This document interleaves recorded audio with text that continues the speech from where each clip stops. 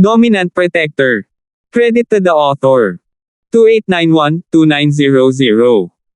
Ang mga pangalan po na nandito ay galing sa mga name generator. Kaya kung meron man pagkakatulad sa mga pangalan ng totoong tao o lugar, ito ay tunay na hindi sinasadya. Ang Earth Diamond Star ay isang sky-class mid-phase, ngunit wala siyang kalamangan laban kay Natoy. Alam niya na nakabalik na si Natoy sa inn, ngunit hindi siya nang ahas na gumawa ng anumang gulo. Dumating siya sa Teresa para humingi ng tulong. Young Sect Master Miller, ang sekta namin ay maaaring isang sekta mula sa Western Regions, ngunit palagi kaming malapit na nakikipag-ugnayan sa iyong Central Plains, Sky Elixir Sect at Five Element Sect. Magkaibigan kaming mga sekta, at marami na kaming pinagtutulungan. Sa pagkakataong ito, ang ating Young Sect Master ay binugbog ng ganito ni Natoy, hindi ka pwedeng tumayo na lang at walang gagawin. Maluha-luha at uhog na sabi ng Earth Diamond Star. Lumuhad siya sa harap ng Teresa, umaasang matutulungan siya ni Teresa. Earth Diamond Star, naiintindihan ko kung ano ang nararamdaman mo, ngunit ang tanging magagawa ng ating Sky Elixir Sect ay bigyan ng iyong sekta ng isang mahusay na recovery pill. Wala na tayong magagawa tungkol sa anumang bagay. Ang sekta ng High Mountain ay isang magiliw na sekta ng ating sekta ng Sky Elixir, ngunit hindi ba ang pang-araw-araw at pang-araw-araw na sekta ay pareho? Sabi ni Teresa, problemado. Ngunit, kami, ang Yellow Earth High School, ay kailangan pa ring maghanap at magsanay ng isang Earth-type inheritor. Young Master Miller, kami ay mga kaalyado. Kung ang Young Master ng aming sekta ay may problema, paano namin mahahanap at malinang ang isang tagapagmana sa kapayapaan? Sinabi ng Earth Diamond Star, bukod pa rito, ang ating Young Sect Master na si Miller ay pumunta sa Central Plains sa pagkakataong ito para humanap ng Earth-type inheritor. Tanging ang ating Young Sect Master lang ang makakadama at makatuklas ng Earth-type inheritance bloodline. Kung may mangyari sa kanya, makakaapekto ito sa ating mga plano sa hinaharap. Earth Diamond Star, hindi ba sinabi ko na sa iyo? Ang aming Sky Elixir Sect ay magbibigay sa iyo ng isang mahusay na recovery pill, ang natitira ay nasa iyo. Sabi ni Teresa na may mapait na ngiti. Nagdala rin kami ng recovering pill, ngunit maaari lamang itong pahabain ang buhay ng Young Sect Master 2, hindi iligtas ang aming Young Sect Master. Kahit na hindi tayo makahanap ng problema sa pang-araw-araw at araw-araw na sekta, Young Master Miller, kailangan mong mag-isip ng kung ano-ano. Sabi ng Earth Diamond Star. Ito ang totoong layunin ng Earth Diamond Star, hindi siya naghahanap ng gulo kay Natoy. Siya at si Earth Overlord ay hindi kasing galing ni Natoy, at kasalanan nila kung bakit sila nasugatan. Gayunpaman, wala talaga siyang paraan para iligtas ang Earth Overlord.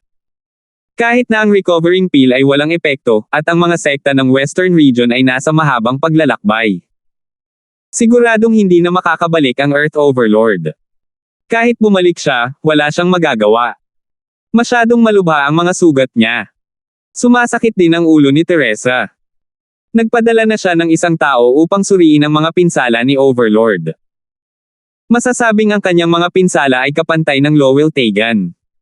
Kung kaya niyang gamutin ang Lupa Overlord, matagal nang gumaling si Lowell. Hindi na kailangang gamitin siya ng 5 elementong sekta bilang isang especially iya. Ngayon, kahit ang 5 elementong sekta at ang Sky Elixir Sect ay walang magawa tungkol dito, paano niya matutulungan ang Earth Diamond Star? Earth Diamond Star, sa totoo lang, wala talaga akong solusyon dito, pero matutulungan kitang mag-isip tungkol dito. Kung mag-iisip ako ng solusyon, ipaalam ko kaagad sa iyo. Ungol ni Teresa. Salamat, Young Sect Master Miller. Naririnig ng Earth Diamond Star ang perfunctory tone sa mga salita ni Teresa, ngunit sinusubukan pa rin niya. Kung walang magagawa ang Yellow Earth High Sect, ano ang magagawa ng Heavenly Elixir Sect? Nandito siya para subukan ang swerte niya. Matapos ipadala ang Earth Diamond, naramdaman ni Teresa ang pananakit ng ulo.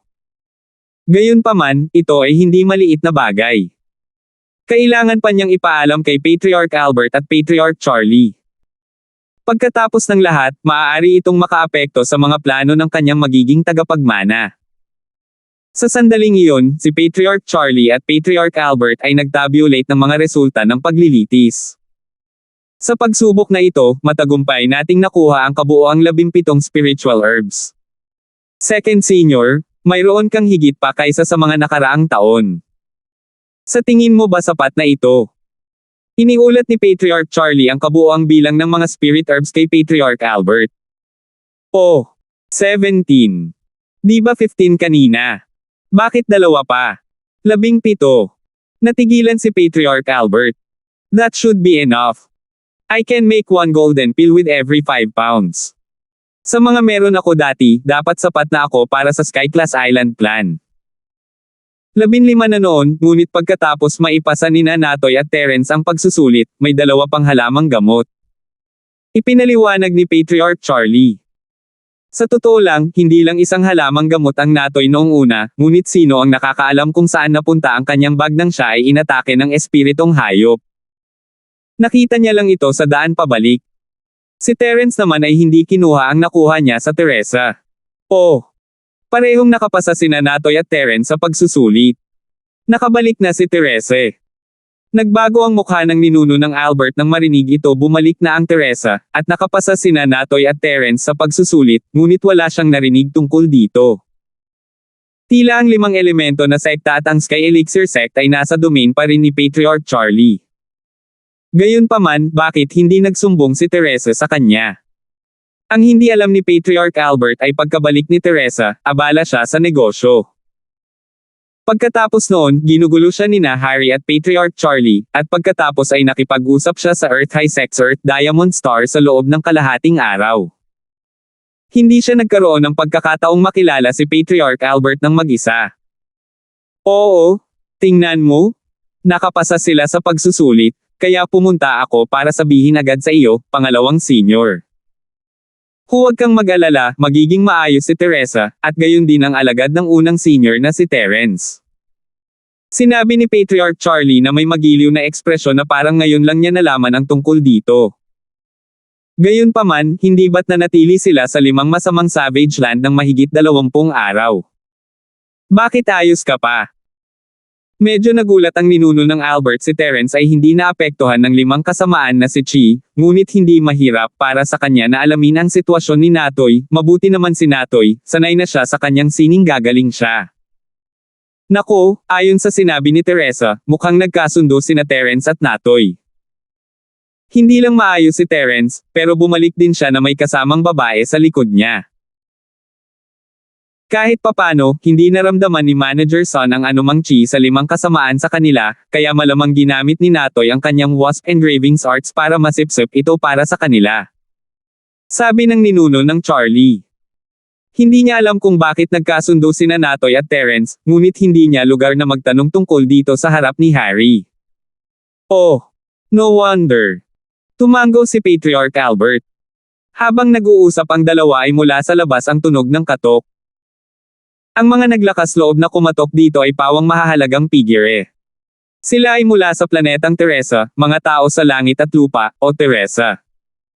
Sa makatuwid, direktang sinabi ni Patriarch Charlie, pakipasok. Binabati ni Disciple Teresa ang Master at Uncle Master. Pumasok si Teresa at magalang siyang binati. Teresa, bakit ka pumunta dito? Tanong ni Patriarch Albert. 2,892. Master, Uncle Master, Earth Diamond Star, ang tagasunod ng Young Sect Master ng Yellow Earth High Sect, Earth Overlord, ay lumapit sa akin at sinabi sa akin ang tungkol kay Natoy, at gustong tulungan natin siya.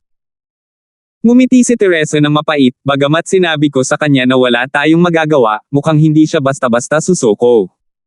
Oh! Matapos marinig ang mga salita ni Teresa, sinabi ni Patriarch Albert, hindi ba ang Earth Overlord ay nasugatan ni Natoy? Hindi ba't sinabi mo na napakalubha ng iyong mga sugat at hindi ka na maliligtas? Oo, pero ginamit nila ang recovering pill para pahabain ang kanilang buhay. Sabi ni Teresa. Mayroon akong ideya, umikot ang isip ni Patriarch Charlie, at nakaisip siya ng masamang hakbang. Sa palagay ko maaari nating hilingin sa kanya na kausapin si Terence tungkol dito. Hinahanap mo si Terence. Nagulat si Teresa, at gayon din si Patriarch Albert. Hindi nila alam kung bakit nila hinahanap si Terence. Hinahanap ko si Terence, syempre tungkol sa Tyrant. Simple lang, hindi ba kalaban ni Terence Natoy? Mahinang ngumiti ang Charlie Ancestor. Matapos matamaan ng mga panlilinlang ni Natoy, walang nangyari sa kanya, at nakipagkasunduan pa siya kay Natoy sa panahon ng pagsubok, na nagpapahintulot sa kanya na maabsorb ang chi ng 5 kasamaan mula sa kanya at sa kanyang babaeng kinakasama nakakamangha. Kaya, sa tingin ko, dapat nating hanapin si Terence para sa Earth Diamond Star na ito. Napakalakas niya, siguradong may iisipin siya. Tsaka hindi ba gumaling si Boss Bale sa mga sugat niya? Maaaring magkaroon pa si Terence ng peak grade Great Recovery Pill. Paano ito posible? Nagbago ang mukha ni Albert. Naghahanap ba siya ng gulo para kay Terence? Si Terence at Natoy ay hindi kailangang magkaroon ng ilang uri ng lihim na pakikitungo, at karaniwang imposible para kay Terence na makakuha ng higit pang mga benepisyo mula sa Natoy. Dagdag pa rito, sinabi ng ninuno ng Albert na si Terence ay may pinakamataas na grade na Great Recovery Pill kung nalaman ito ng mga tao sa sekta ng Wang Tugao, hindi ba't si Terence ay malalagay sa gulo magpakailanman. Kahit na hindi si Terence, kailangan munang maniwala sa kanya ang Yellow Earth High Sect. Hanggat may kaunting posibilidad na magising ang kanilang Young Sect Master, tiyak na pupuntahan nila si Terence at pipilitin itong ibigay ang Supreme Grade Great Recovery Pill. Kung ganoon, maaaring tanungin si Terence, tulad noong ipinadala ni Ancestor Charlie ang Little 1 at Little 11 para harapin si Terence. Kaya, natural na tumutol ang ninuno na si Charlie. Second Senior, ginagawa ko ito para sa ikabubuti ni Terence. Siya ang unang alagad ng senior, at mabuti lang na makipagkaibigan siya sa isang malaking sinaunang sekta tulad ng sekta ng Wang Togao. Isa pang kaibigan, isa pang landas. Kinawian ni Patriarch Charlie ang kanyang kamay at walang pakialam na sinabi, sige, naayos na ang usapin na ito. Bahagyang nagulat si Teresa. Dati, nang hindi binanggit ni Ancestor Charlie si Terence, hindi niya ito inisip. Ngayong binanggit ni Ancestor Charlie si Terence, agad na naisip ni Teresa ang nangyari sa pagitan nila ni Terence sa ilalim ng bangin sa Five Evils Mountain Range. Napakalubha ng kanyang mga sugat noon, at sigurado si Teresa na kahit na sa recovering pill, hindi siya makaka-recover ng ganoon kabilis at kadali. Ngunit mahimalang pinagaling ni Terence ang kanyang mga sugat, at maging ang kanyang sarili, kapareho ng kamay na natusok sa bangin. Mabilis na pinagaling ni Terence ang lahat ng sugat. Sa pag-iisip na iyon, umaasa si Teresa na makukuha ni Terence ang suporta ng dilaw na pangkat ng Earth Gao. Naniniwala siya na kasama niya, si Teresa, ang pag-coordinate ng lahat, hindi magiging mahirap para sa Yellow Earth Gao faction na magpasalamat kay Terence. Tulad ng para kay Teresa, hindi alam, ang kanyang puso ay nagsimula ng umasa na si Terence ay makakakuha ng malakas na suporta. Uncle Master, makikipag-ugnayan ako sa Earth Diamond Star mamaya at hilingin sa kanya na bisitahin si Terence at tingnan kung malulutas niya ito. Sabi ni Teresa nang hindi nakakuyom. Ang mga salita ni Teresa ay nabigla kay Patriarch Albert at Patriarch Charlie. Teresa, hindi mo ba talaga naiintindihan ang problema o? Bahagyang nagbago ang ekspresyon ni Patriarch Albert. Hindi niya inaasahan na papayag si Teresa sa kahilingan ni Patriarch Charlie. Pagkatapos ng lahat, ito ay hindi isang utos, ngunit isang talakayan. May paraan pa rin si Patriarch Albert para ibalik ang mga bagay-bagay. Hindi nila kailangang hilingin sa Earth Diamond Star na hanapin si Terence. Naniniwala siya na hanggat iginiit ni Patriarch Albert, hindi siya pipilitin ni Patriarch Charlie na gawin iyon.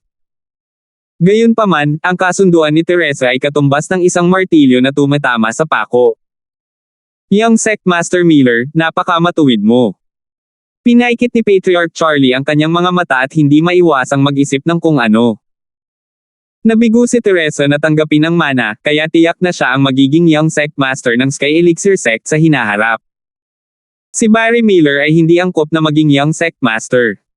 Maaari siyang maging Grand Elder o maging Grand Elder sa hinaharap. Sa ganitong paraan, natural na kinailangan ni Teresa na bumuo ng magandang relasyon sa pagitan ng Sky Elixir Sect at ng Five Element Sect. Bilang ang aktual na controller ng 5 elementong sekta, makatwiran para kay Teresa na maging matulungin sa kanya. Dahil dito, labis na nasisiyahan si Patriarch Charlie.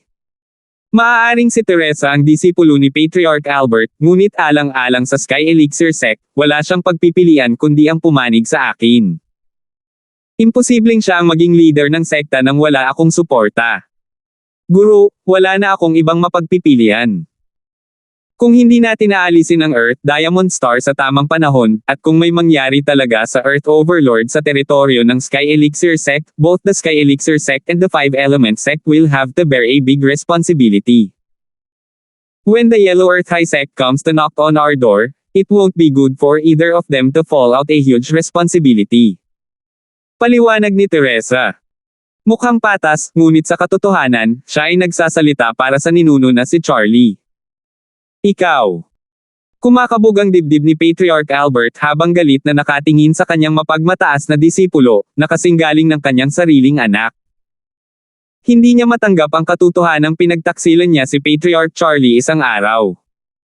Gayunpaman, hindi siya maaaring maging pag-alit sa harap ng ninuno na si Charlie. Pagkatapos ng lahat, ang Sky Elixir sect ay isang vassal ng Five Element sect. Walang problema para kay Teresa ang makinig kay Ancestor Charlie. Ito ay isang problema na hindi maaaring talakayin sa publiko. Guru, ginagawa ko ito para sa higit na kabutihan. Mahinahong sabi ni Teresa. Ikaw. Napakagaling. Huminga ng malalim si Patriarch Albert at tumayo. Nang hindi tumitingin kay Teresa, lumabas siya ng silid at sinabing, pagod na ako, mag-aaral ako ng alchemy. Master. Napabuntong hininga si Teresa sa kanyang puso. Makakahanap lang siya ng pagkakataon para magpaliwanag. Mula nang malaman ni Teresa na gustong makipagdeal ni Ancestor Charlie kay Terence, nagpasya siyang lumapit kay Ancestor Charlie para malaman niya ang kanyang mga plano anumang oras. Sa ganitong paraan, mabibigyan niya ng maagang babala si Terence at maiwasan itong mahulog sa kanyang bitag. Umalis si Patriarch Albert sa galit, ngunit walang pakialam si Patriarch Charlie. Ngumiti siya ng mahina at sinabing, Teresa, medyo kawili-wili ang iyong master. Nagpirefine siya ng pills kapag pagod siya. 2,873. Ay! Hindi ko alam. Mapait na ngumiti si Teresa. Teresa, hindi ka masama. Bagamat hindi mo na maisakatuparan ang planong iyon, isa pa rin itong magandang paraan para mapaunlad ang Sky Elixir sect. Malaki ang pag-asa ko sa iyo. Sabi ni Patriarch Charlie. Oo, gabayan mo ako sa hinaharap. Kinuyam ni Teresa ang kanyang mga kamao at sinabi. You can leave now. Go and reply to that Earth Diamond Star as soon as possible. Huwag mo na silang paghintayin ng matagal. Tutal kakampi natin siya diba? Itinuro ni Patriarch Charlie. Hahanapin siya ngayon ng alagad. Mabilis na tumugon si Teresa. Bumalik si Teresa sa kanyang sariling tirahan at casual na sumulyap sa kanyang telepono. Hindi niya alam kung bakit, ngunit pagbalik niya mula sa paglilitis, nagkaroon siya ng bagong ugali na tumingin sa kanyang telepono. Kung hindi niya ito titignan ay hindi siya matutuwa, ngunit kung titingnan niya ito ay medyo madidismaya siya. Noong nakaraan, hindi man lang titingnan ni Teresa ang kanyang telepono sa loob ng kalahating buwan, hindi man lang ito inoon. Ito ay dahil ang Sky Elixir sect ay mayroon pa ring maraming sinaunang kaugalian, at palaging ang mga disipulo at tagapaglingkod ang nagpapasa ng mga mensahe. Nang makita niyang may missed call sa phone niya, bahagyang natigilan si Teresa. Mabilis niya itong tiningnan at nakitang pamilyar na numero iyon. Tinawag ba niya ako? Tatawagan na sana siya nito at sasabihin ang mga kalamangan at kahinaan ng bagay na ito, ngunit hindi niya inaasahan na siya ang unang tumawag. Sa pag-iisip nito, mabilis na pinindot ni Teresa ang dial back button. Teresa. Hindi inaasahan ni Terence na tatawag muli si Teresa ng ganoon kabilis at mabilis itong sinagot. Ako. Nang marinig ang pamilyar na boses na ito, nagkaroon ng espesyal na pakiramdam si Teresa sa kanyang puso. Hinahanap mo ba ako? Okay ka lang. Ang mga salita ni Terence ay nasa dulo ng kanyang dila, ngunit ito ay naging isang tanong. Pretty good. Ano naman sayo? Tanong niya. Pagkatapos magtanong, naramdaman ni Teresa na hindi na kailangan alam niya ang lahat tungkol sa mga aksyon ni Terence nang bumalik siya sa inn. Hindi na kailangang magtanong. Ayos din ako. Sabi ni Terence. Don't tell me hinahanap mo ako para lang tanungin ito. Biglang ngumiti si Teresa. Anong problema? I'm looking for you because of something. Alam mo ba ang tungkol sa kuko ng dragon ng 5 demonyo na nakuha ko dati? Kasabay nito, detalyadong ipinaliwanag ni Terence ang kalagayan ni Ninth kay Teresa, marunong ka bang gumamit ng kuko ng Dragon of 5 Evils? Ikaw. Gusto mong malaman kung paano gamitin ang kuko ng dragon ng 5 kasamaan. Isang kakaibang ekspresyon ang lumitaw sa mukha ni Teresa. Hindi niya alam kung matatawa ba siya o maiiyak. Oo, alam mo. Medyo nasasabik si Terence. Mula sa tono ni Teresa, tila alam niya kung paano gamitin ang kuko ng Dragon of 5 Evils. Oo, alam ko. Sinabi ni Teresa nang may katiyakan, ang mga bagay sa katawan ng isang Earth-type spirit beast ay kailangang i-mated sa isang medicinal catalyst bago ito maibigay sa mga cultivator na may Earth-type na mga problema. Ang medicinal catalyst na ito ay matatagpuan lamang sa Yellow Earth High Sect ng Western Region. Ang lugar na iyon ay ang pinagmula ng Earth Element. Sa Yellow Earth High Sect, mayroong isang underground na 100 taong gulang. Ito, na siyang esensya ng elemento ng lupa. Oh! Sinasabi mo bang kailangan kong pumunta sa Yellow Earth High School para hingin ang Earth Essence na ito? Mabilis na tanong ni Terence. Tama, ngunit ang Earth Essence na ito ay napakahalaga at bihira. Isang maliit na bote lang ang nakolekta natin kada 100 taon. Sapat na ito para sa isang gamit. Sabi ni Teresa. No way. So rare. Kung gayon hindi ba napakahirap para sa akin na makuha ito? Hindi mapigilan ni Terence na mapangiti ng mapait. Bakit magkatulad ang mga eksena ng paghahanap ng mga espiritual na halamang gamot? Ganoon din noong pumunta siya sa Ice Palace. Mahirap talagang makuha, ngunit ang maliit na bote ng Earth Essence na ito ay walang halaga kumpara sa buhay ng Young Master ng Yellow Earth High Sect, Earth Overlord.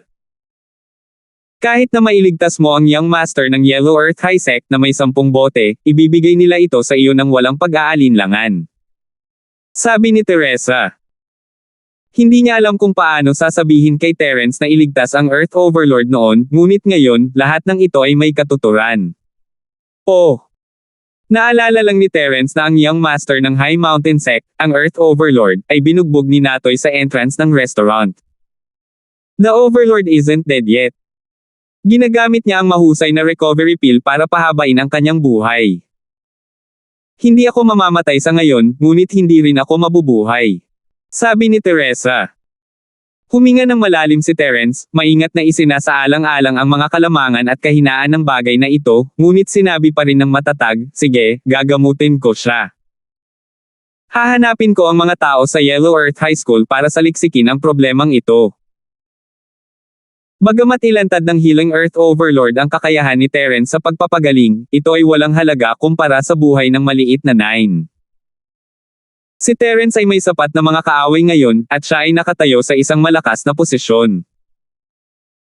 Kahit na alam ng mga tao ang kanyang kakayahan, magiging dagdag na benepisyo lamang ang pagnanasa ng iba. Ang Terence ngayon ay parang isang porcupine, sinusubukang makahanap ng balanse sa pagitan ng iba't ibang antas at puwersa. Hindi kanya susunduan, pero susunduan kanya kapag hinahanap mo siya. Hindi na kailangan yan. May kasabihan na, a steak is not a business. Kung magkukusa ka na hanapin sila at hihilingin sa kanila, hindi nila maaalala ang kabaitan mo. Pero kung hihilingin mong hanapin ka, iba. Sabi ni Teresa. Pero, paano ko ipapaalam sa kanya na kaya kung iligtas ang maniniil? Napakurap si Terence. Ako na ang mag-aayos para sayo. Maghintay ka na lang sa kwarto. Pagdating ng panahon, makakagawa ka na ng nararapat. Ang mga benepisyong makukuha mo ay hindi lang Earth Essence. Sabi ni Teresa. Ito. Maraming salamat. Medyo nabigla si Terence. Hindi niya akalain na magiging ganito ang kakayahan ni Teresa para ayusin ang mga tao mula sa sekta ng High Mountain na pumunta at hanapin siya. Ngunit kung iisipin ang background ng Teresa 5 Element Sect, hindi ito nakakagulat. Salamat. Sisipain kita. Ibinaba ni Teresa ang telepono pagkatapos niyang magsalita. Pulang-pula ang mukha niya at ang bilis ng tibok ng puso niya. Lalo na nang sabihin niya ang huling pangungusap na pagtanto ni Teresa na siya ay labis na kinakabahan. Hindi nakaimik si Terence. Kinailangan niyang i-kick out kahit nagpasalamat siya. Pagkatapos niyang ibaba ang tawag, lumingon siya at nakitang nakatitig sa kanya si Kitty. Si Terence ay medyo napahiya, hindi siya nagtanong tungkol sa Gio noon, ngunit sa halip ay nagtatanong siya tungkol sa Teresa. Hindi ba masaya si Kitty tungkol doon? Ito. Pito. Hindi alam ni Terence kung ano ang sasabihin. Kuya Wanzi, maliligtas ang Little Nine, tama ba? Napakalakas ng kapatid na si Teresa na kilala mo, kilala pa niya ang mga tao mula sa sekta ng High Mountain. Sabi ni Kitty na excited. Napakurap si Terence na isip niya na marahil ay narinig ni Kitty ang kanilang buong pag-uusap. Silang dalawa lang ang nasa kwarto, at sobrang tahimik, hindi nakakagulat na marinig niya ang sinabi ni Teresa. 2,874. Pero, binaliwala lang ba ni Kitty ang sinabi ni Teresa sa dulo? Sa totoo lang, wala talagang pakialam si Kitty. Sa kanyang paningin, sino mang makakatulong sa kanya na iligtas ang Little Nine ay isang mabuting tao, at kung makakatulong si Teresa, isa rin siyang mabuting tao. Tulad ng para sa lahat ng iba pa, ito ay wala kumpara sa nangyari sa maliit na ikasyam. Hihintayin ko na lang sa room for further arrangements. Tumango si Terence. Kung ganoon, babalik muna ako sa kwarto ko. Hindi ko iistorbahin si Kuya Terence at ang mga taga High Mountain faction. Kasama ko dito, hindi naman siguro sila nakakapag-usap ng mga bagay-bagay, di ba? Sabi ni Kitty habang tumatayo. That's good. Pwede ka munang bumalik. Magpapalam ako sa'yo kung may balita ako. Sabi ni Terence sabay tango. Matapos paalisin si Kitty, umupo si Terence sa kanyang kama at pumasok sa Jade Space na nakapikit. Ilang araw na siyang hindi nagsasanay, abala sa kung paano iiwanan ng ligtas ang 5 masasamang Savage Lands. Hindi siya makapag-practice ng mapayapa kasama si Natoy sa kanyang tabi. Hoy, sabi ko, multo, salamat sa ginawa mo kanina. Hindi pa nagkaroon ng pagkakataon si Terence na pasalamatan ang Maldita na iyon, wala siyang oras para gawin iyon sa sitwasyong kinalalagyan niya, at patuloy niyang kinakausap si Kitty pagkatapos nilang bumalik sa inn. Hindi na kailangan yan. Kung hindi kita ililigtas, mamamatay ka. Saan ako makakahanap ng ganoong magandang lugar para sa pagtatanim? You don't have to thank me this time, the ghastly thing said indifferently. You don't have to feel like you owe me anything. It's different this time. Fine. Hindi nakaimik si Terence. Hindi niya akalain na ang bagay na ito ay hindi maipagmamalaki sa kanyang sarili at itinulak ang kredito. Siya ay isang patayo. Bagay.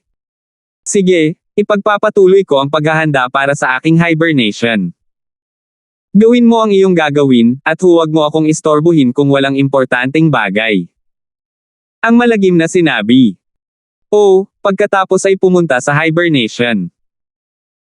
Hindi naman talaga kailangan ni Terence ang Maldita na iyon sa ngayon, kaya inayos niya ang sarili at nagsimula na rin magsanay. Bumalik si Kitty sa kanyang silid, pakiramdam pa rin siya ay nasa panaginip. Ang pakikipagkita niya kay Terence ay parang isang panaginip, at ngayon na naisip niya ito ay mas matamis. Palaging lilito si Terence sa kanyang pinakakritikal na sandali, umaabot upang tulungan siya. Ang lahat kaya ng ito ay ang kaayusan ng langit. Si Terence ang kanyang nakatatandang kapatid na si Terence, at ngayon ang pinakamasayang araw ng kanyang buhay. Hindi lang niya nakilala si Terence, ngunit nakahanap din siya ng paraan para iligtas ang munting Gio. Hello, Little Nine? Ikapito mo na ang nakakatandang kapatid na babae. Tinawag ni Kitty ang maliit na siyam. Ate Seven, nakapasa ka na sa trial ng Sky Elixir Sect. Sa wakas ay naging kalmado ang puso ni Little Nine matapos matanggap ang tawag ni Kitty. Nagbibilang siya ng oras, malinaw na nalampasan ni Kitty ang oras ng pagsusulit, ngunit hindi pa rin niya ito na-contact. Siya ay labis na nag-aalala, ngunit hindi niya makontak si Kitty. Naiwan ni Kitty ang kanyang telepono sa nang pumunta siya sa pagsusulit, at naka-off din ito hindi siya makapunta sa Gio, kaya mag-alala lang siya. Hindi kami nakapasa sa pagsubok dahil ang trial rewards mula sa Sky Elixir Sect ay hindi gaanong pakinabang sa amin. Pero ang pinakamahalaga ay nahanap ko ang Dragon of Five Evils Snail, isa itong elemento ng lupa. Excited na sabi ni Kitty. Nahanap mo talaga. Medyo nagulat si Little Gio, hindi niya maintindihan kung bakit ang isang spirit beast na kasing lakas ng Dragon of Five Evils ay magbibigay ng mga kuko nito kay Kitty. Ate Seven, may naranasan ka bang panganib? Panganib. Nabangga nga namin. Mapait na ngumiti si Kitty. Pero, sa huli, nakaligtas ako sa panganib dahil nakilala ko ulit si Terence. Nagkita na naman kayo ni Terence. Natulungan ka ba niya this time? Nakahinga ng maluwag ang siyam, tila ang pagtakas ni Kitty sa pagkakataong ito ay may malaking kinalaman kay Terence. Oo, tama. Lil Gio, kilala mo ba kung sino si Terence? Excited na tanong ni Kitty. Sino yon? Kumikilos ang puso ni Little Nine, ngunit nagtanong pa rin siya. Si Kuya Terence, actually Kuya Terence.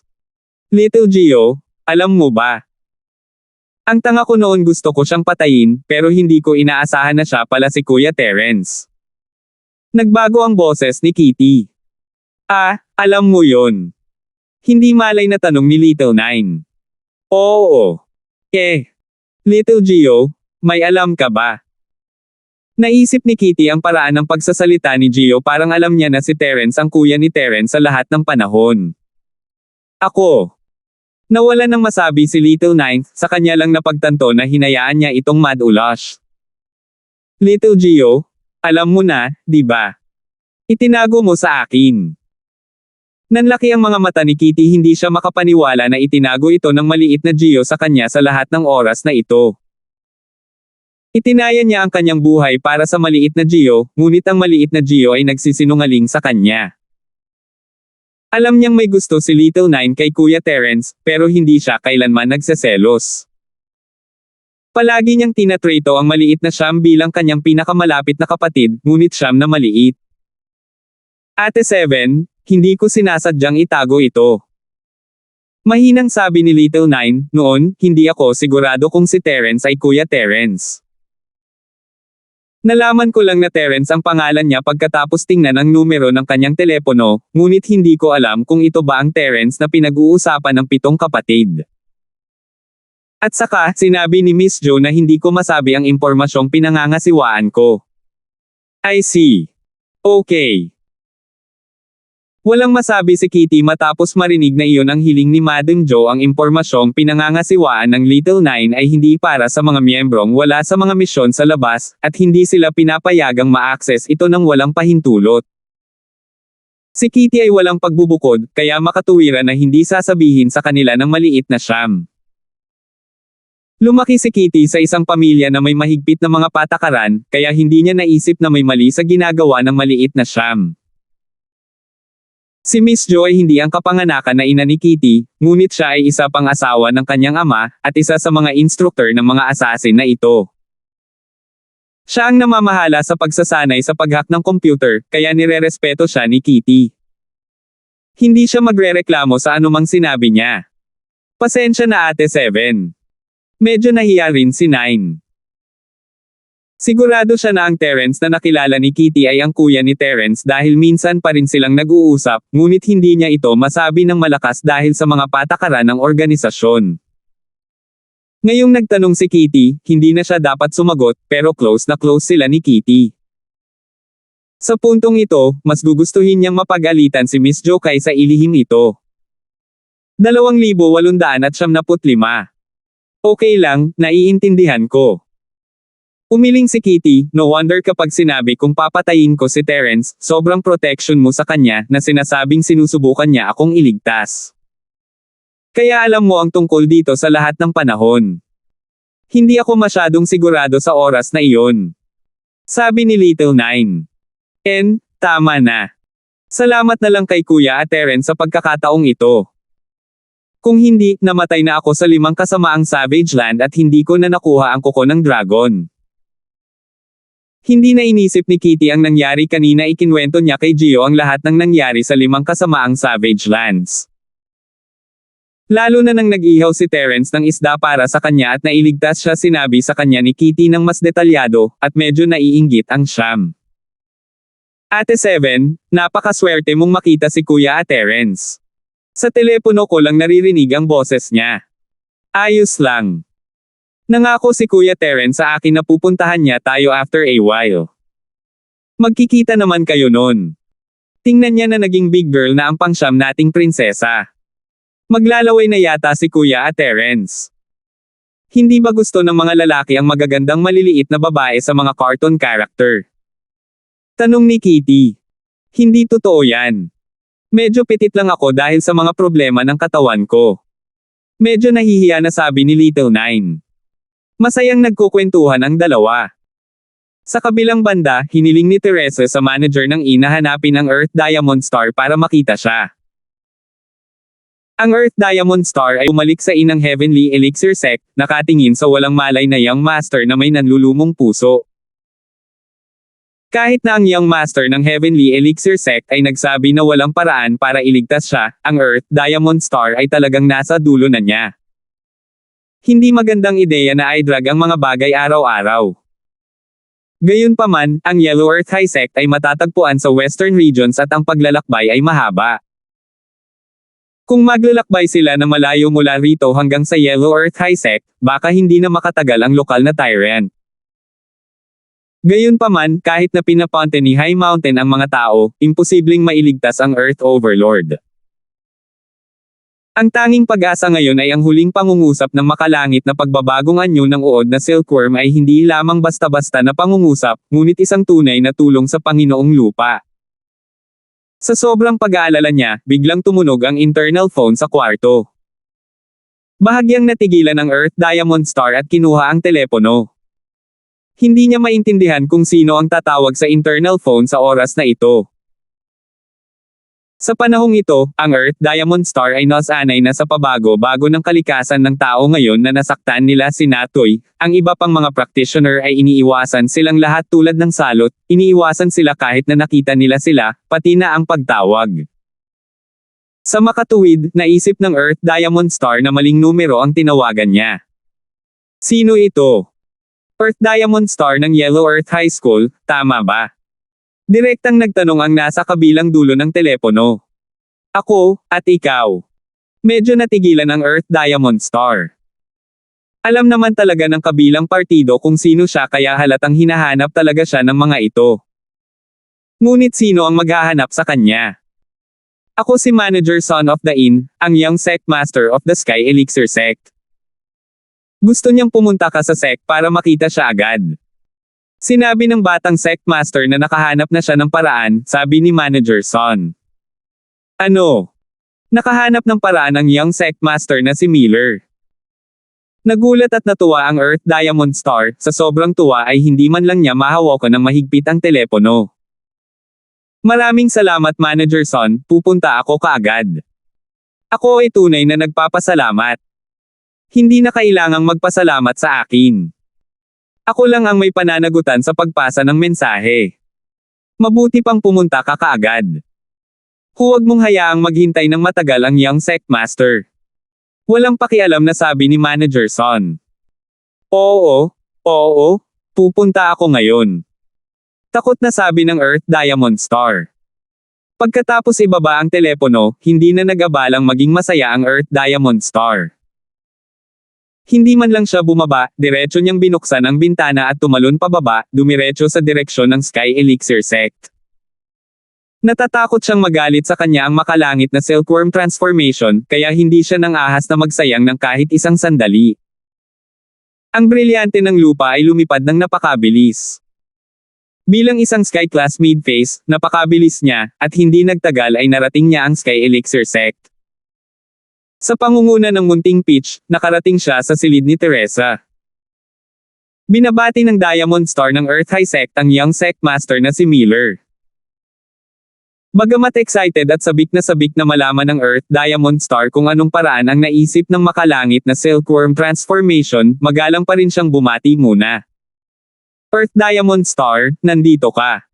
No need to be so polite. Kinawayan ni Teresa ang kamay niya at tinuro ang upuan sa harap niya. Umupo ka muna, dahan-dahan tayong mag-uusap. Sige. Tumango ang Earth Diamond Star at magalang na umupo sa tapat ng makalangit na silkworm transformation. Gayunpaman, hindi siya naglakas loob na umupo ng masyadong casual.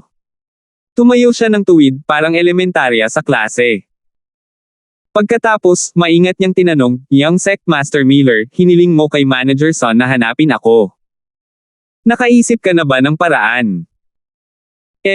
May naisip akong paraan, pero kung matutupad man o hindi, bahala na. Nagkunwaring nag-aalangan si Teresa. Young Sect Master Miller, kung mayroon mang paraan, mangyaring ipaalam sa Diamond Star. Kahit na kailangan nating tumawid ng mga bundok at ilog, gagawa tayo ng paraan upang mailigtas ang Young Sect Master. Mabilis na sabi ng Earth Diamond Star. Sa totoo lang, hindi mo kailangang dumaan sa mga bundok at ilog. Ang mga taong makakatulong sa iyo ay nasa malayo at nasa harapan mo. Bago pa matapos ni Teresa ang kanyang mga salita, tuwang-tuwang naputol ang Earth Diamond Star. Ikaw si Young Master Miller. Biglang tumayo ang Earth Diamond Star at lumuhad sa lupa ng may kaluskos. Sumigaw siya, "Young Sect Master Miller, pakiligtas ang buhay ng Young Sect Master 2. Ubo-ubo. Hindi inaasahan ni Teresa na biglang sumingit ang Earth Diamond Star sa oras na ito. Lumuhad siya sa lupa at medyo hindi nakaimik. Earth Diamond Star, bumangon ka muna. I'm not talking about me. Aniya. Hindi si Young Master Miller. Kung gayon, ang Young Sect Master na si Miller, sabi mo. Natarante ang Earth Diamond Star. Ang sinasabi ko, kalahok din itong taong ito na nakapasa sa pagsubok na ito. Kasalukuyan siyang nasa Sky Elixir Sect Inn. Paliwanag ni Teresa. Oh, I see. I'm sorry. I was too excited. Awkward na tumayo si Earth Diamond Star at hinimas ang mga kamay. Ayos lang.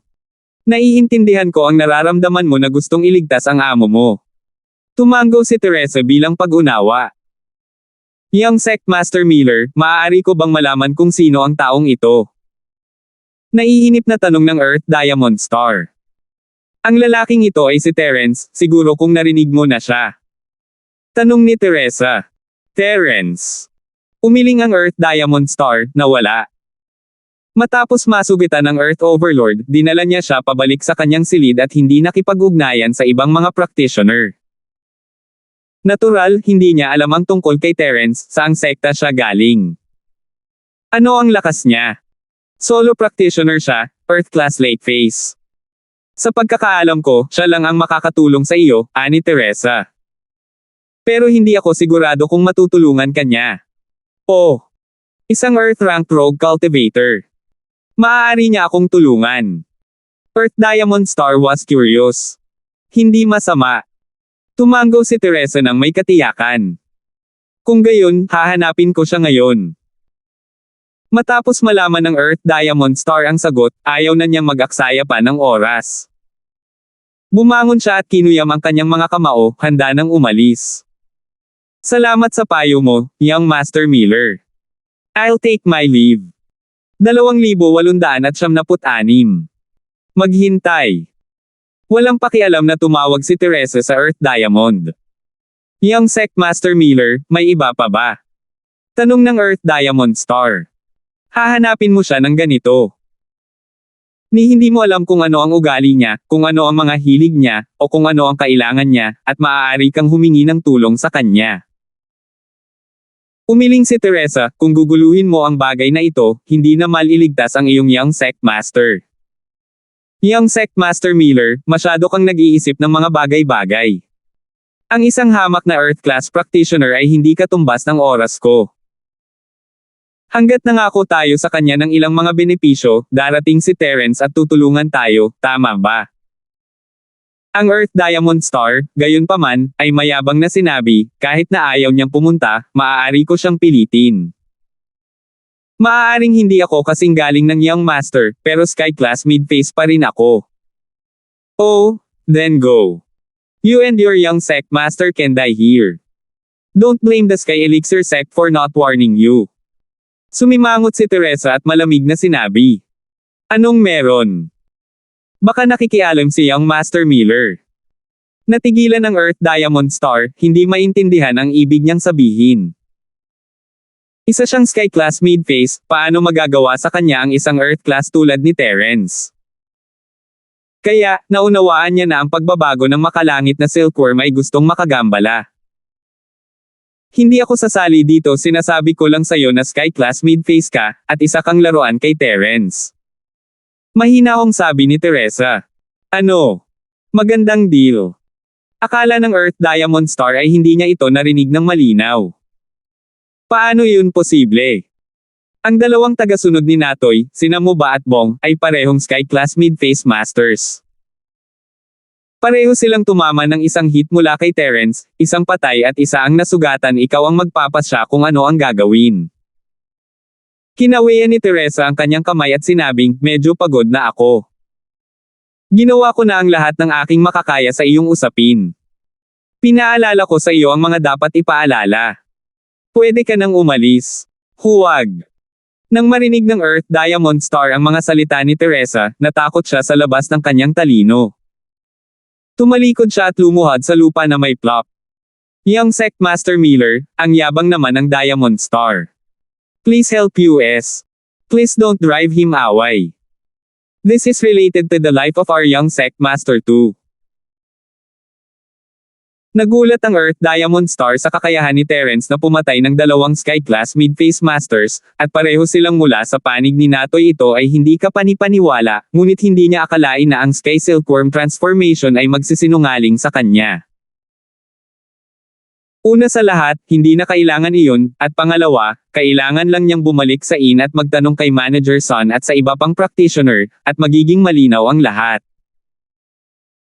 Kaya't kahit na siya ay nabigla, nagsimulang magdasal kaagad ang Earth Diamond Star kung si Terence talaga ang uri ng tao na inilarawan ng makalangit na silkworm transformation, malamang na mamatay lang siya kapag gumamit siya ng puwersa.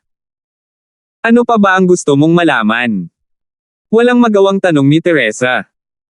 Young Sect Master Miller, pakisabi pa sa akin ang tungkol sa Mr. Terence na ito. May plano akong harapin siya, para hindi ako mahuli. Nagmamakaawa ang Earth Diamond Star. Sige, saka ko sasabihin sa'yo. Oo. Tumango si Teresa, maaaring Earth Class si Terence, pero mas malakas siya kaysa sa Sky Class. Kahit ako wala akong tiwala na manalo. Ano?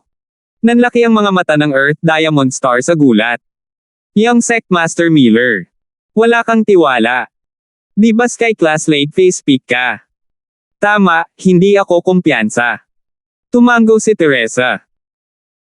Nakalanghap ng malamig na hangin ang Earth Diamond Star sa kanyang pag-aalala, walang dahilan para palakasin ng Heavenly Silkworm Sect ang moral ng ibang tao at ibaba ang sarili nila. Isang Sky Class late phase peak practitioner, ang Young Master of the Sky Elixir Sect, na nagsasabing mas mababa siya sa Earth Class late phase. Ang tanging dahilan lang ay malakas ang Earth Class late phase na ito. Bakit pa kaya sasabihin ng Sky Silkworm transformation? Ito ay isang bagay ng mukha. Upang aminin na ang kanyang mga kakayahan ay mas mababa sa isang tao, at aminin na ang lakas ng isang tao ay mas mababa kaysa sa kanya, hindi siya naniniwala na ang makalangit na pagbabagong silkworm ay magbibiro tungkol sa bagay na ito. Hindi ba ito makakaapekto sa kanyang reputasyon? Gayunpaman, may isang bagay na hindi inaasahan ng Earth Diamond Star. Iyon ay, ang makalangit na pagbabagong sutla ay isang makalangit na aura. Huwag mong maliitin si Terence. Maaaring siya ay isang solo practitioner, ngunit ang pinakamatandang apo ni Fane sa sinaunang bahay, si Shalom, at ang alagad ng banal na kamao ng palasyo, si Shalom, ay lahat ng kanyang mga kampon. Nagpakilala si Teresa. Napakalakas. Pinagpawisan ng Earth Diamond Star, nagpapasalamat na hindi siya humingi ng tulong kay Terence. Paano kung may nasabi siyang mali at pinatay siya ni Terence? Ano ang gagawin ni Young Master Earth? Hindi nakapagtataka na hindi nang ahas si Natoy na magdulot ng gulo kay Terence matapos mawala ang dalawang Sky-class mid-phase Lackeys, hindi man lang siya nagpakawala ng utot pagkatapos ng napakatagal na panahon. Ngunit, kapag naging ganito ito, mas ipinakita nito kung gaano kalakas si Terence. Ang Earth Overlord ay nasugatan ng Natoy, at si Terence ay mas malakas kaysa sa Natoy, kaya malaki ang posibilidad na mapagaling niya ang Earth Overlord. Oo, medyo kakaiba ang ugali ni Terence. Kadalasan ay hindi niya tinutulungan ang mga taong walang kinalaman sa kanya, pero kapag may problema ang kanyang mga kapatid at pamilya, tutulungan niya sila. At saka, kapag pinipilit mo siya, mas hindi niya gagawin ang sinasabi mo, patuloy ni Teresa. As for how to beg him, you'll have to think of a way yourself. Ganun ba? Nag-alinlangan ang Earth Diamond Star. Hindi niya maintindihan kung may ipinapahiwatig si Teresa o hindi. Kailangan ba niyang ipadala ang Earth Gao kay Terence bilang boss para iligtas ang Earth Overlord? Ngunit hindi ba't medyo kakaiba para sa isang sekta na kasing laki ni High Mountain na kilalanin ang isang gumagala na practitioner bilang kanilang boss? Bukod dito, hindi ito isang bagay na maaari niyang pagpasyahan. Kailangang depende ito sa opinyon ng lokal na malupit. Sige, hanggang dito na lang ang maitutulong ko. Ang iba ay nasa iyo. Sabi ni Teresa. Maraming salamat, Young Master Miller. Tatandaan ng Earth Diamond Star ang kabaitang ito sa kanyang puso, at kapag naligtas na ang Earth Overlord, ituturing ng ating Earth High Sect ang buong Heavenly Elixir Sect bilang ating benefactor. Mabilis na sabi ng Earth Diamond Star. Kumunat ang noo ni Teresa habang walang pakialam na sinabi niya, I'm telling you this in private. Don't spread it. Hindi tanga ang Earth Diamond Star at agad na naintindihan ang ibig sabihin ng Teresa. Naiintindihan ko. Kami, ang Yellow Earth High Sect, ay ituturing ang Young Sect Master na si Miller bilang aming dakilang benefactor. Kung mayroon man kaming magagamit, kami ay nasa serbisyo mo anumang oras. Sige, pwede ka nang umalis. Tumango si Teresa at sinabing, Oo. Earth Diamond Star ay hindi makapaghintay na mahanap si Terence.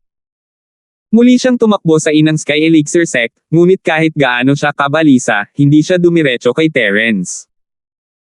Sa halip, pumunta siya sa front desk ng ina at nakita si Manager Son. Manager Son, maraming salamat sa iyong naunang paunawa. 2,897. Bahagyang natigilan ang tindera ng araw. Hindi ba sinusubukan ng Earth Diamond Star na ito na humanap ng paksang pag-uusapan? Ipinapaalam ko sa iyo sa ilalim ng utos ni Young Master Miller, paano ako mangangahas na hindi ipaalam sa iyo. Hehe, ito ang dapat kong gawin, nakangiti niyang sabi.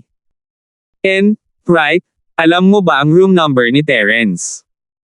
Tanong ng Earth Diamond Star. Oh, I know, I'll check for you. Hindi naman lihim ang room number ng practitioner, kaya hindi na kailangang itago ito ni Manager Son. Mabilis niyang hinanap ang room number ni Terence at ibinigay ito sa Earth Diamond. Salamat, Manager Son. Tama, narinig ko na may conflict sina Terence at Natoy. Pansamantalang tanong ng Earth Diamond Star. Medyo, ganito lang. Natanggap na ni Manager Son ang utos ng makalangit na Silkworm Transformation, kailangan lang niyang sagutin ng totoo ang mga tanong ng Earth Diamond Star, at kaya sinabi niya sa kanya ang lahat tungkol sa mga sama ng loob sa pagitan ni Terence at Natoy ng detalyado. Nang mabalitaan niyang napilayan ni Terence si Bong at bumalik na may dalang Natoy pagkatapos ng pagsubok, nagsimulang mag-isip ang Earth Diamond Star maaaring sumuko na si Natoy. Ngayon, tila ang pagmamakaawa kay Terence ang pinakamahusay na paraan. Sa pag-iisip nito, sinabi ng Earth Diamond Star, maraming salamat Shopkeeper Son. Pagkatapos ay aakyat muna ako sa itaas. Maaari kang magpatuloy sa iyong trabaho. Sige, sabi niya. Walang pakialam, tumango si Manager Son. Hindi bumalik ang Earth Diamond Star para makita ang Earth Overlord, ngunit dumiretso sa kwarto ni Terence. Tumayo siya sa harap ng silid ni Terence at inabot ang kanyang kamay, ngunit hindi naglakas loob na kumatok sa pinto. Para siyang na-pressure. Ang tao sa loob ay Earth class, ngunit may lakas siyang pumatay ng Sky class sa ilang segundo. Ang Earth Diamond Star ay hindi naglakas loob na manggulo. Sa wakas, pagkaraan ng ilang malalim na paghinga, buong tapang siyang kumatok sa pinto at naghintay ng tugon ng taong nasa loob. Sino yan? Pumasok ka. Hindi nakalock ang pinto. Bagamat mabilis na sumagot si Terence, ang ilang segundong iyon ay parang isang siglo ng paghihintay para sa Earth Diamond. Matapos maingat na itulak ang pinto at pumasok sa silid, agad na yumuko ng malalim ang Earth Diamond Star. Ako si Earth Diamond Star, ang tagasunod ng Young Master of Earth Supreme Sect Earth Overlord. Pagbati, Senior Terence. Nang makita ang Earth Diamond Star na lumapit sa kanyang pintuan at yumuko ng magalang, alam ni Terence na ito ang resulta ng koordinasyon ni Teresa. Hindi niya alam kung paano ito ginawa ni Teresa, ngunit mahina pa rin niyang sinabi, "Oh, so galing ka sa Earth Diamond Star ng Yellow Earth Sect." Ako na. Senior Linford, narinig mo na ba ako? Tuwang-tuwa ang Earth Diamond Star at mabilis na tumango. Hindi ko pa narinig ang tungkol dito. Sabi ni Terence, umiling-iling. Biglang nakaramdam ng kaunting kahihiyan ang Earth Diamond Star, ngunit hindi siya naglakas loob na magsabi ng anuman. Ang aming Yellow Earth High School ay matatagpuan sa mga rehiyon ng kanluran, kaya normal lang na hindi kami narinig ni Senior Linford. Oh, anong problema? Tanong ni Terence kahit alam niya ang sagot. Ganito, Senior Linford. Mabilis na ipinaliwanag ng Earth Diamond Star ang mga pinsala ni Earth Overlord kay Terence, kasama na ang paggamit niya ng recovering pill para mapanatili ang kanyang buhay. Wala siyang itinago at nagsalita lang siya pagkatapos niyang gawin. Narinig ko sa isang kaibigan na si Senior Linford ay isang makapangyarihang tao at may paraan upang gamutin ang mga sugat ng ating Young Sect Master. Ano sa tingin mo?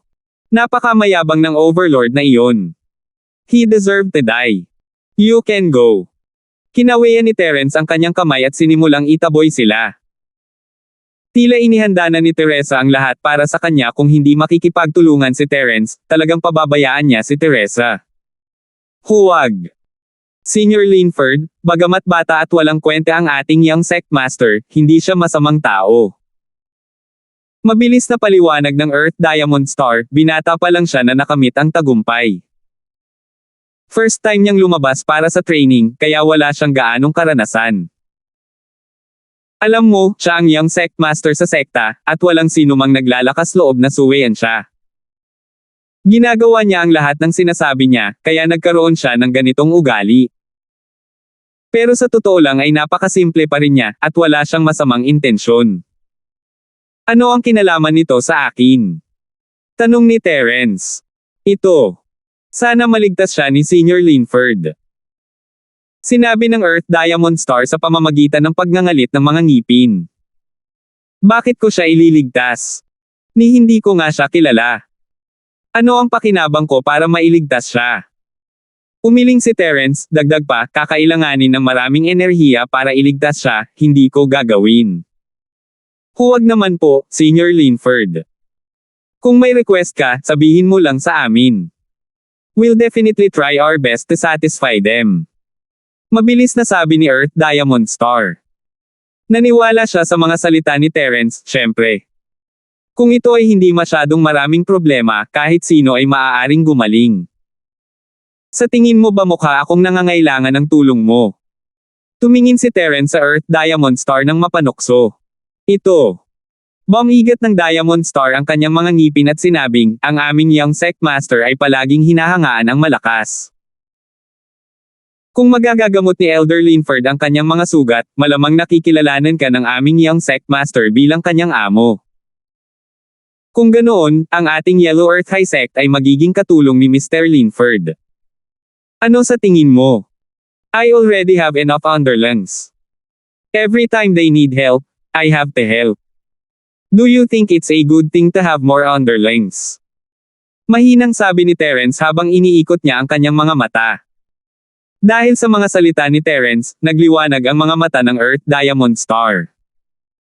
Laging pinupuntahan ni Terence para tulungan ang kanyang tagasunod. Magiging mahusay iyon kung ang Earth Overlord ay naging tagasunod ni Terence, maaari niyang hanapin si Terence ng direkta kung may kailangan siya. Ang susi ay ang saloobin ng iba pang miyembro ng Yellow Earth High Sect. Mula sa pananaw ng Earth Diamond Star, sa personalidad ng Earth Overlord, ang pagiging tagasunod ni Terence ay hindi isang mahirap na gawain. Ngunit ang Earth Overlord ay ang Young Master, hindi ang Master na sa kanya pa rin ang kanyang tiyuhin, si Talker, sa itaas niya. Dagdag pa, kapag ang Earth Overlord ay naging pinuno ng sekta, ang Yellow Earth High Sect ay magiging masunurin na sekta ni Terence. Tila kailangan niyang makipag-ugnayan kay Talker tungkol sa bagay na ito pagkatapos niyang bumalik. Ito. Hindi alam ng Earth Diamond Star kung ano ang sasabihin. Kalimutan mo na to. Tignan ko muna kung magagamot ang mga sugat niya. Kung hindi, wala nang silbi ang sasabihin pa. Alam ni Terence na kaya niya itong pagalingin, ngunit kailangan niyang magpakita ng palabas. Oo, Senior Linford, pakiusap. Mabilis na gumawa ng kilos ang Earth Diamond Star, inanyayahan si Terence sa kanyang silid. Sinundan ni Terence ang Earth Diamond Star sa Earth Overlord's room at nakita ang maputlang Earth Overlord na nakahiga sa kama. Lumapit si Terence at nagkunwaring tinitingnan ito. Magagamot. Arg. That's great. Then, Senior Linford, kailan natin sisimulan ang treatment? Tuwang-tuwa ang Earth Diamond Star. Sinabi ko bang gagamutin ko siya? Tanong ni Terence. Tapos nandito ka para sa... Natigilan si Earth Diamond Star. Nandito lang ako para tingnan kung mapapagamot. Pero hindi pa nga natin na pag-uusapan ang mga bayarin nagmamadali ka na. Sabi ni Terence. 2,878. Oo. Tungkol sa consultation fee. Walang pagmamadali. Alam ng Earth Diamond Star na may pag-asa matapos marinig ang mga salita ni Terence. Mabilis niyang sinabi, Senior Linford, magkano ang kailangan mo para sa pagpapagamot? Nabalitaan ko na ang sekta mo ay may kayamanan na tinatawag na Earth-type essence. Tanong ni Terence. Ito. Meron. Nagbago ang mukha ng Earth Diamond Star. Ito ang kayamanan ng sekta. Hindi ito gusto ni Terence, hindi ba? Mabuti naman. 2 bote ng Earth Essence at ang paraan ng paggamit nito, may iligtas ko ang iyong Young Sect Master. Sabi ni Terence. 2 bote. Lalong pumangit ang mukha ng Earth Diamond Star. Gayunpaman, para sa buhay ng batang Sect Master, sinabi pa rin niya, Senior Linford, tatanungin ko ang aming Sect Master tungkol sa iyong mga kondisyon, ngunit mangyaring maghintay ng ilang sandali. Walang problema, maaari kang pumunta at humingi ng mga tagubilin. Sabi ni Terence sabay tango. Okay, Senior Linford. Kung papayag tayo sa kondisyon mo, siguradong gagaling mo ang mga sugat ng Young Sect Master natin, di ba? Tanong ng Earth Diamond Star. Sinong nagsabing gumaling na? Iligtas mo lang siya. Mahinang sabi ni Terence. Ito. Hindi ba ito ang pareho? Medyo kakaiba ang Earth Diamond Star. Siyempre iba. Ang pagliligtas sa kanya ay para lang mabuhay siyang muli. Hindi na niya kailangang umasa sa malaking cyclic pellet para mapanatili ang kanyang buhay, at mabubuhay siya bilang isang normal na tao. Gayunpaman, ang pagpapagaling sa kanya ay ang pagalingin ang lahat ng mga meridian sa kanyang katawan upang magpatuloy siya sa paglilinang. Dalawang magkaibang konsepto ang mga ito, kaya huwag mong paghaluin ang mga ito.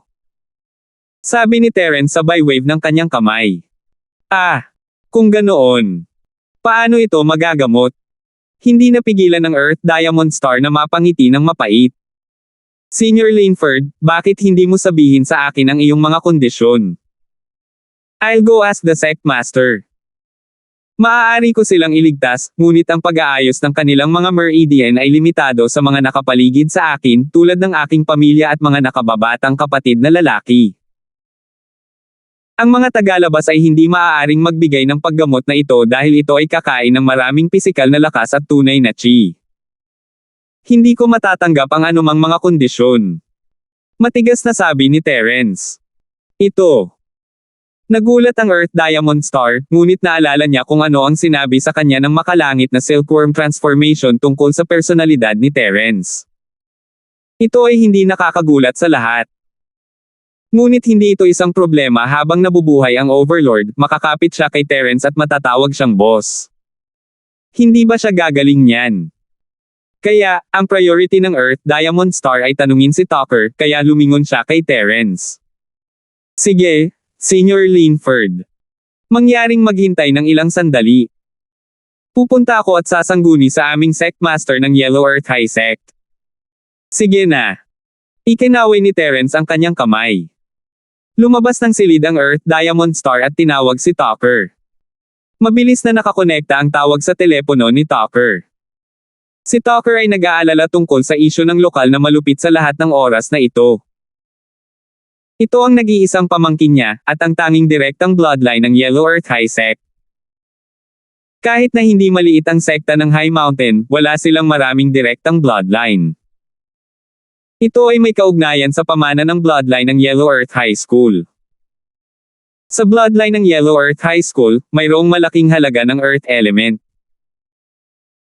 Ayon sa Loika, ito ay isang napakagandang Earth Element physics, napakaangkop para sa pagtanggap ng Earth Element Enlightenment Inheritance. Gayunpaman, dahil hindi maisigawan ng mga lalaking practitioner ang mana, ang mga babaeng practitioner lang ang makakagawa, kaya ang mga lalaking practitioner ng Yellow Earth Sect ay napakapait.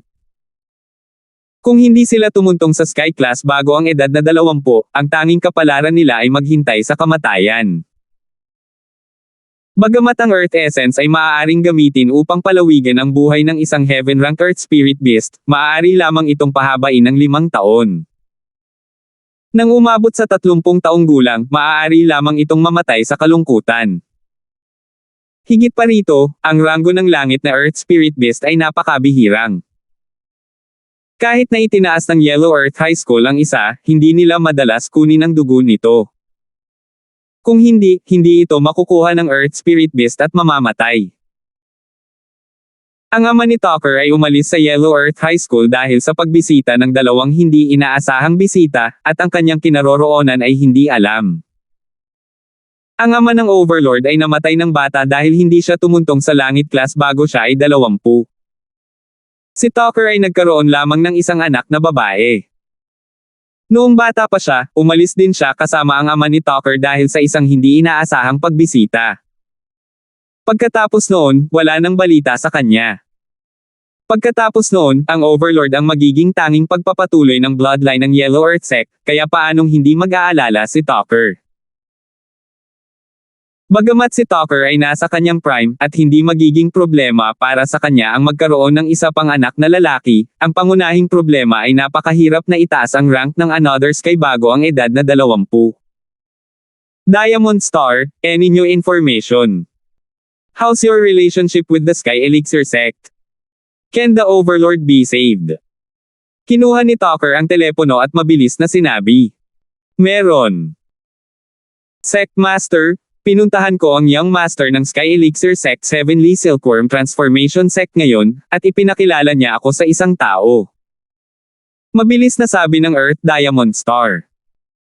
Sa pamamagitan nito, sinabi ni Earth Diamond Star kay Chingsong ang tungkol sa sitwasyon ni Terence, ang kanyang kahilingan para kay Terence na gamutin ang mga pinsala ng Earth Overlord, pati na rin ang mga kondisyong inaalok ni Terence.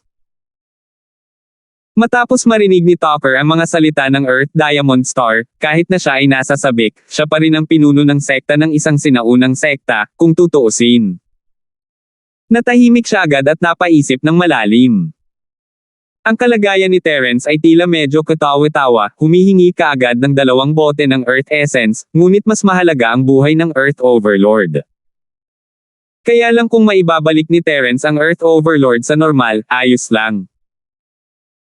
Ang problema ay iniligtas lamang ni Terence ang buhay ng Earth Overlord, ngunit kung hindi niya gagawin, ang mga meridian ng Earth Overlord ay mapilayan pa rin. Hindi nagalok si Terence ng anumang iba pang kondisyon para sa paggamot bilang kapalit. Ang tanging posibleng paraan ay para sa Earth Overlord na maging tagasunod ni Terence, para magamot siya ni Terence. Ito ang dahilan kung bakit nag-aalangan si Tucker. Para sa napakalaking sekta na maging underling ng isang rogue cultivator, una, hindi maganda kung ito ay ikalat, at pangalawa, si Tucker ay ayaw na nasa ilalim ng ibang tao. Gayunpaman, ang mga bagay na ito tulad ng mukha at reputasyon ay hindi maihahambing sa buhay ng maniniil. Ito ang nag-iisang bloodline na kahalili ng Yellow Earth High Sect. Ayaw ni Tucker na maputol ang bloodline ng Yellow Earth High Sect dahil lang sa kaunting mukha at reputasyon.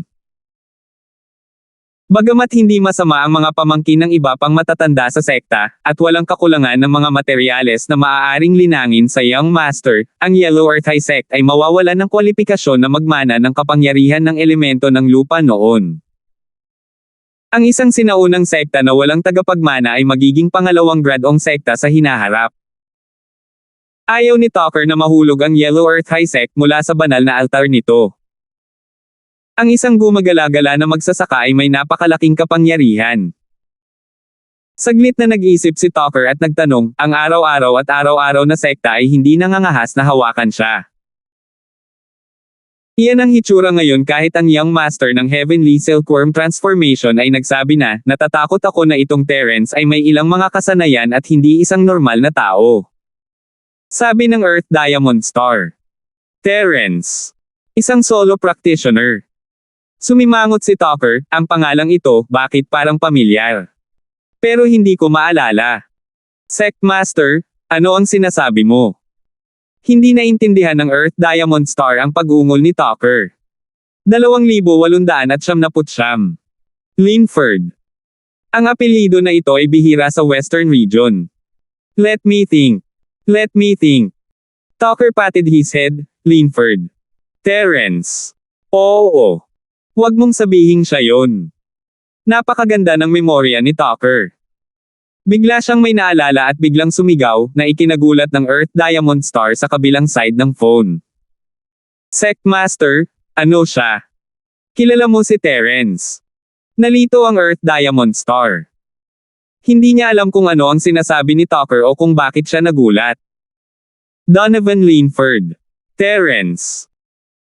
Tama, noon, nang tumakas ang taong iyon, sinabi niya sa ama na hayaang tumakbo si Terence at ang iba pa. Siya kaya. Bulong lamang ni Tucker sa sarili at hindi sumagot. Nang marinig ng Earth Diamond Star na walang intensyon si Tucker na sagutin siya at magsabi ng ilang kakaibang pangalan, hindi na siya naglakas loob na magtanong pa at tahimik lang siyang naghihintay. Earth Diamond Star, tanungin mo si Terence mamaya, siya. Kilala niya ba si Donovan, at ano ang relasyon niya sa kanya? Natapos ni Tucker ang pag-uuri ng mga Meridian at nakabuo ng isang magaspang na pagbabawas. Pagkatapos, umorder siya ng Earth Diamond Star. Oh. Okay. Bagamat hindi alam ng Earth Diamond Star kung bakit ito itatanong ni Tucker, at sino si Donovan, dahil ito ang utos ng pinuno ng sekta, natural na kailangan niyang magtanong, pupunta ako at magtatanong ngayon. I can agree to the 2 bottles of Earth-type essence. Hayaan mo munang iligtas niya ang Earth Overlord. Pagkatapos mong itanong ang tanong na ito, sabihin mo agad sa akin ang sagot, at ako ang magdedesisyon kung ano ang susunod na gagawin. Nag-aalalang sabi ni Tucker. Sige, ipapaalam ko kay Terence. Mabilis na tumango ang Earth Diamond Star. Teka, dapat magalang ka. Huwag mo siyang tawagin sa pangalan niya. Paalala ni Tucker. Huwag kang mag-alala, Sect Master, nagsusumbong lang ako sa iyo. Tinatawag ko si Terence Sr. Linford sa harap niya. Natigilan ang Earth Diamond Star. Hindi niya maintindihan kung bakit ganoon na lamang ang pakialam ng Sect Master dito. Wala sa mood si Terence na makinig sa pag-uusap ng Earth Diamond sa Sect Master. Hindi naman siya mahirap mag-eavesdrop pero hindi siya ganoong klase ng tao. Tapos ka na bang magtanong? Mahinang tanong ni Terence. Oo, Senior Linford.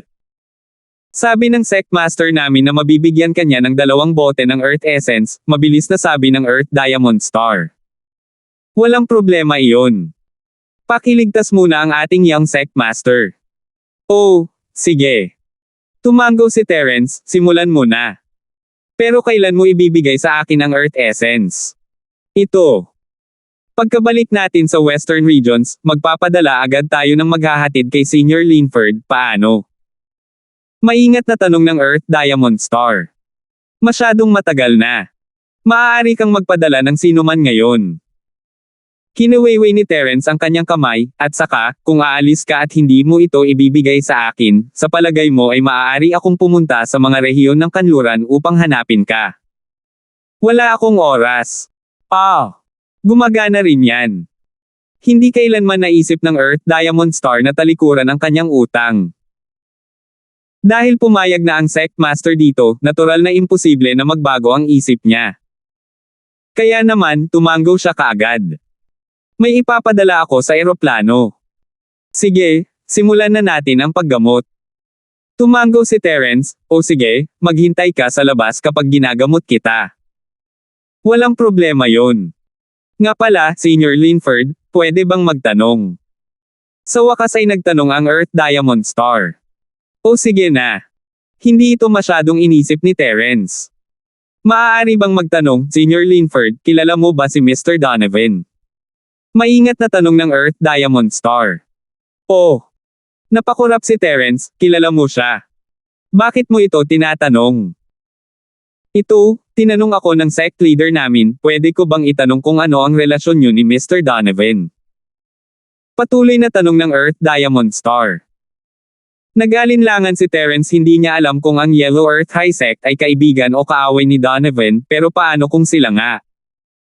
Paano kung magkaibigan sila? Kung sila ay mga kaaway niya, hindi sila mangangahas na gumawa ng anuman sa kanya. Kinailangan pa nilang magmakaawa sa kanya, para samantalahin niya ang pagkakataong mangikil ng mas maraming magagandang bagay. Kung ito ay isang kaibigan, kung gayon sa karamihan ay tutulungan niya ang malupit na bumalik sa normal, at walang mawawala kay Terence. Kaya sinabi niya ng tapat, masasabi mong lolo ko siya. Sige, Senior Linford. Pakiusap, simulan mo na ang pagtrato sa Young Sect Master. Lalabas muna ako saglit. Tumango ang Earth Diamond Star at handang tumugon kay Sect Master Talker. Hindi alam ni Terence kung ano ang nangyayari sa mundo. Walang sinabi ang brilyante tungkol sa kaibigan o kalaban pagkatapos ng isang tanong na iyon, ano ang ibig sabihin nito? Ngunit hindi masyadong inisip ni Terence ang tungkol dito, marahil narinig lang niya ang pangalan ng Miracle Doctor ni Donovan. Sa katunayan, hindi matutunan ng Earth Diamond Star ang paraan ng pagpapagaling ni Terence kahit na hindi niya ito nakita. Kaya lang ayaw ni Terence na malaman ng Earth Diamond Star na napakadali niyang nailigtas ang Earth Tyrant. Medyo magastos. At kaya, pagkaalis ng Earth Diamond Star, hindi na nagabala si Terence sa Earth Overlord at nagsimulang mag-practice. Pagkaalis ng Earth Diamond Star sa silid, ang una niyang ginawa ay ang tumawag kay Talker. Diamond Star, kamusta na? May balita ba? Kinuha ni Talker ang telepono at mabilis na nagtanong. Oo, may balita. Sinabi ni Terence na si Donovan ay kanyang lolo. Sabi ng Earth Diamond Star. Huminga ng malalim si Talker, talagang may kaugnayan ito sa taong iyon. Dati, naisip niya na ang kanyang ligaw na imahinasyon ay medyo nakakatawa at hindi partikular na maaasahan, ngunit ngayon ay tila tama ang kanyang hula. Anong problema, Sect Master? Narinig ng Earth Diamond Star na medyo abnormal ang boses ni Talker, kaya mabilis siyang nagtanong. Wala lang. Diamond, mag-isip ka ng paraan para maging amo si Terence ang Overlord. Siyempre, kailangan niyang tanggapin siya ng buong puso, hindi para palabas lang. Nagdesisyon si Talker sa isang iglap. Kung si Terence ay talagang apo ng taong iyon, kung gayon siya ay gumawa ng tamang taya. Ang pagkuha sa mabuting panig ni Terence ay kapareho ng pagkuha sa mabuting panig ng 2 taong iyon. Kahit na hindi niya alam kung nasaan na ang 2 taong iyon, babalik din sila balang araw. Natigilan ng Earth Diamond Star. Hindi niya alam kung bakit biglang gagawa ng ganoong desisyon si Sect Master Talker, ngunit hindi siya naglakas loob na magtanong. Ang sabi lang niya, oo, naiintindihan ko. Kapag nagising ang young sect master, ipapasa ko ang mensahe mo sa kanya. And, kung hindi siya nakikinig, pwede mo akong tawagan ng diretso at kakausapin ko siya. Sabi ni Tucker. Oo, pinuno ng sekta. Mabilis na tumugon ang Earth Diamond Star. Pagkatapos ibaba ang telepono, sumili sa mukha ni Tucker ang pananabik. Kung ang sekta ng High Mountain ay naging underling sect ng 2 taong iyon, hindi ito isang kaiyahiyang bagay. Noon, ang pang-araw-araw at pang-araw-araw na sekta ay ipinagmamalaki ito, at ang iba ay may inggit dito. Iron Lake City, nangangarap si Andy na yumaman nang bigla siyang makatanggap ng tawag mula kay President Lang. 2,900. President Lang, how is it? Nilunok mo na ba yung dating batch ng mga paninda? Nagsimula na silang mag-transport di ba? Tanong ni Andy. President Lane, pasensya na, may problema. Napakababa ng boses ni Little Pure. Oh, anong problema? Nagulat si Andy, ngunit dahil ang mga kasanayan sa hypnosis ng hypnotist ay malalim na naka-embed sa kanyang utak, nagtiwala siya sa kaunting kadalisayan ng walang pag-aalinlangan. Ganito. Dahil mas maraming paninda ngayon, may mga opinyon ang mga ahas sa hangganan na responsable sa pagpupuslit. Hindi sila sangayon sa presyong napagkasunduan natin noong umpisa. Ngayon ang mga bilihin ay nakaipit sa hangganan at hindi na madaanan. Ang gulo talaga. Walang magawa si Chonji. Oh, magkano ba gusto nila? Naunawaan ni Andy hindi matutuwa ang ulo ng ahas sa lumang presyo kung marami silang stock. At 200 milyon bilang bayad sa pagpasa. Sabi ng maliit na kadalisayan, buntong hininga, sa pagkakataong ito, humihingi ako ng kaunting pera. Ito ay hindi marami. Wala ito kumpara sa halaga ng mga kalakal. Nahipnotize ang tiwala ni Andy sa maliit na kadalisayan, ngunit pinanatili pa rin niya ang kanyang isip sa negosyo. Gayunpaman, ang kasalukuyang sitwasyon ay wala akong kahit isang sentimo sa kamay. Isinalo ko na rin ang aking ari-arian, kaya hindi na ako makakakuha ng anumang pera. I see. Little Pure thought to herself parang natuyo lahat ng pera ni Andy this time, and it was time to pull in the net. Then I'll negotiate with them again. I'll also do some research and see kung makakaipon ako ng pera. Ayos lang. Titingnan ko rin dito. Kung talagang hindi uobra, hihiram ako sa mga dati kong kaibigan. Ibabalik natin ang ating mga sigarilyo ng may interes kapag dumating na sila. Sabi ni Andy. Totoo yan. Sige, we'll keep in touch. Sabi ng munting kalinisan. Nang matapos ang tawag, magalang siyang bumaling kay Jerwin, Master Jerwin, malapit na ang oras. Sa palagay ko ay hindi na tayo makapiga ng pera mula sa mga kamay ni Andy. Yeah, I can't even take out 200 million. Parang wala na talaga. Sige. Tumango si Jerwin. We can start the final plan now. There's no space for discussion if we're going to screw him over. Oo, Master Wen. Maghintay tayo ng ilang araw at tingnan natin kung makukuha pa niya ang pera. Sagot ng munting kalinisan. Sige, gawin mo kung ano ang gusto mo. Humanap ka ng oras para sabihin sa kanya ang tungkol sa ating huling plano, at pagkatapos ay matatapos na ito. Makakauwi na tayo. Sabi ni Jerwin. Lungsod ng Stonegate, nagtago si Irving sa Hidden House Hale saglit, at napagtanto na walang ginawa sa kanya ang Hidden House York. Nakahinga siya ng maluwag at bumalik sa Floating Cloud Bar. Sa katunayan, ang Hidden House York ay wala ng puso na hanapin si Irving dahil kay Spencer. Sa karamihan, si Irving ay nalinlang ni Spencer, at si Spencer ay ang maruming linan ng bahay na si York. Hindi na nila ito may tatago, bakit pa nila uulitin?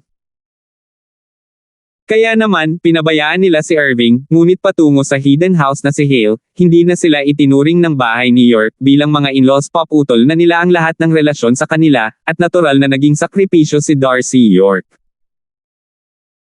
Kung wala ang suporta ng Hidden House York, si Darcy ay naging isang taong hindi niya gaanong kalapit, wala na siyang katayuan sa Hidden House Hale, at hindi na kailangan pang harapin ni Darlene si Darcy. Medyo nagsisisi si Quinten kamakailan dumating si Terrence sa hidden house na si Hale at nagbanta na babuliin ang kanyang mga paa, ngunit natakot si Irving na baka maghanap si Terrence ng gulo para sa kanya dahil kay Carla, kaya hindi siya nang ahas na makipagkita kay Terrence. Pero ngayong tapos na ang lahat, malinaw na maayos na ang lahat. Hindi na ito tiningnan ni House York, at tila ayaw din itong tingnan ni Terrence. Medyo nagsisi si Irving hindi ba't maganda ang palayain noon. Mabaliin ni Terrence ang kanyang mga paa. At kaya, ang unang bagay na ginawa niya nang makabalik siya sa mga lumulutang na ulap ay bisitahin si Terrence sa paaralan. Sa ganang kanya, walang gagawin si Terrence sa kanya sa paaralan, kahit ano pa ang sabihin niya. Siyempre, ang pinakamahalagang dahilan ay hinanap ni Irving si Terrence para tingnan ang mga bagay-bagay. Ayon sa oras ng pagsusulit, dapat ay nakabalik na sina Terrence at Quinten, ngunit hindi nagpakita si Irving sa bahay ni Hale. Hindi niya alam kung buhay pa ba si Quinten o hindi, kaya nagpa siyang pumunta sa paaralan upang makita kung nandoon si Terrence. Hindi niya alam na si Terrence at Natoy ay naantala ng ilang araw sa 5 masasamang Savage Lands. Mabilis na nakarating si Irving sa klase ni Terrence, at natagpuan niya ang nakapulupot na tiger. Di ba Master Irving yun? Long time no see. Balita ko nagtago ka. Bagamat parehong sinusubukan ni na House York at House Hale na panatilihing mababa ang profile, ang mga nakatagong bahay tulad ng bahay ay nakuha mo pa rin ang balita. Haha, paano kaya yun?